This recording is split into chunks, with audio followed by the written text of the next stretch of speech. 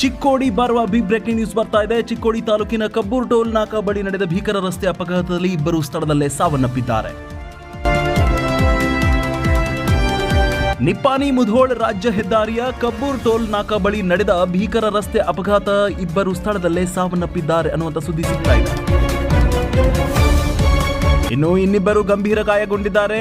ಮಾಲಿಕವಾಡ್ ಗ್ರಾಮದಿಂದ ಘಟಪ್ರಭಾಗೆ ಕಾರಲ್ಲಿ ಪ್ರಯಾಣಿಸುತ್ತಿದ್ರು ಅಂತ ಹೇಳಲಾಗ್ತಾ ಇರುವಂಥದ್ದು. ಕಬ್ಬೂರು ಟೋಲ್ ನಾಕಾ ಬಳಿ ಚಾಲಕನ ನಿಯಂತ್ರಣ ತಪ್ಪಿ ಕಾರ್ ಪಲ್ಟಿಯಾಗಿದೆ. ಸದ್ಯಕ್ಕೆ ಇಬ್ಬರು ಸಾವನ್ನಪ್ಪಿದ್ದಾರೆ.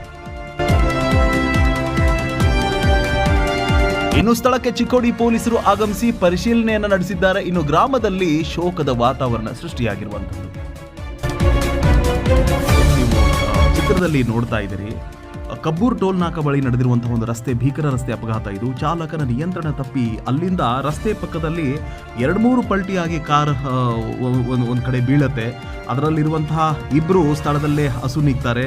ಇನ್ನಿಬ್ಬರು ಚಿಕ್ಕೋಡಿಯ ಒಂದು ಆಸ್ಪತ್ರೆಗೆ ದಾಖಲಿಸುವಂತಹ ಒಂದು ಪ್ರಯತ್ನವನ್ನು ಅಲ್ಲಿ ಸ್ಥಳೀಯರು ಮಾಡ್ತಾರೆ. ಹಾಗೆ ಸ್ಥಳೀಯರು ಕೂಡ ಆಕ್ಸಿಡೆಂಟ್ ಆದ ನಂತರವೇ ಅತಿ ಬೇಗನೆ ಬಂದು ಅಲ್ಲಿರುವಂತಹ ಕಾರಲ್ಲಿರುವಂಥವರನ್ನು ಹೊರಗಡೆ ತೆಗೆಯುವಂತಹ ಪ್ರಯತ್ನವನ್ನು ಮಾಡಿದ್ದಾರೆ.